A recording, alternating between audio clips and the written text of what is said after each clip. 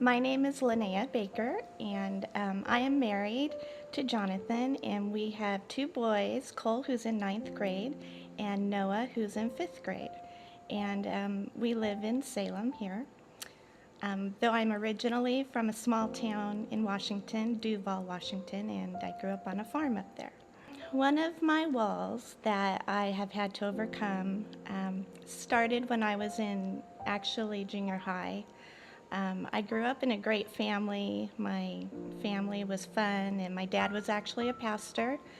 But by the time I reached seventh grade, I started feeling major depression, and so much to where I couldn't even get out of bed to brush my teeth. I missed a lot of school. During that time, I cried a lot. I wouldn't eat. I slept a lot to escape.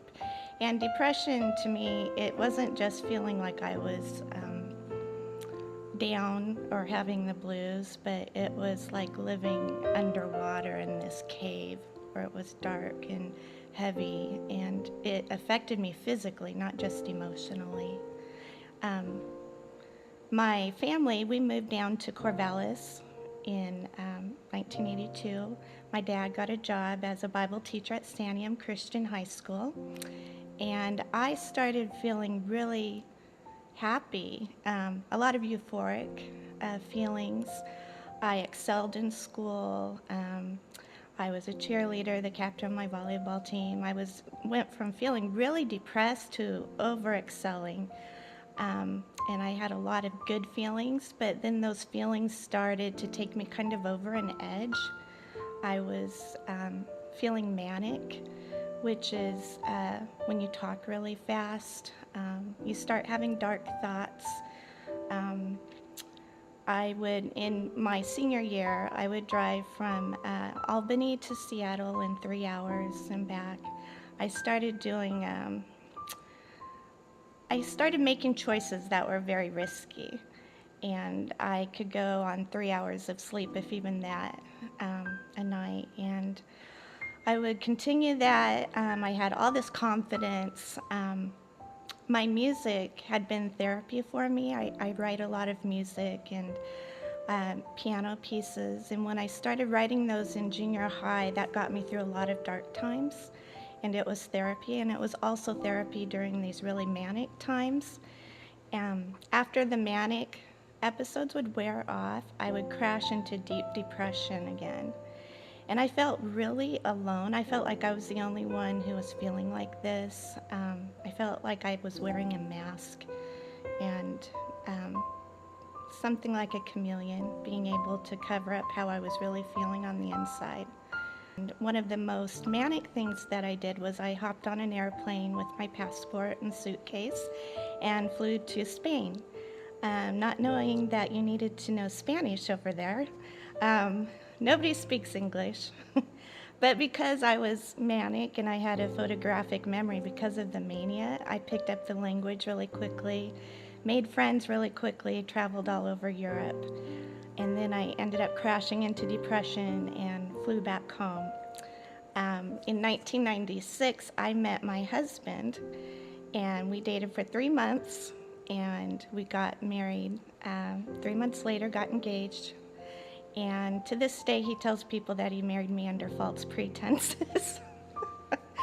And that's because he had no idea of this other side of me. I tried so hard to hold a normal job down, but because of my depression, I couldn't hold a job down.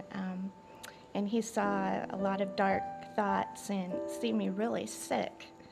And because of that, he said, something is wrong with you. We need to get help for you.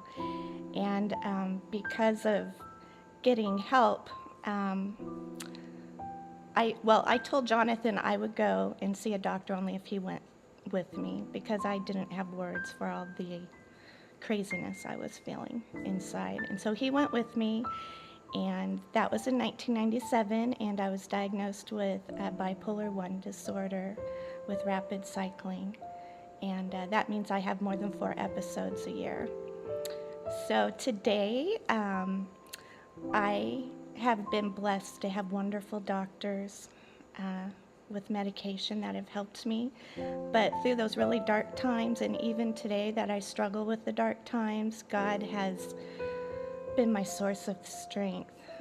There was a time when I felt like I couldn't go on anymore in high school, and at that time, I was experiencing so much depression. I just wanted to just walk off the cliff and say goodbye. And God told me to open my Bible, and in Isaiah 41, 9 and 10, that was the first thing I looked at, and it said, "Do not fear, for I am with you. Do not anxiously look about you, for I am your God. I will help you. I will strengthen you. I will uphold you with my righteous right hand."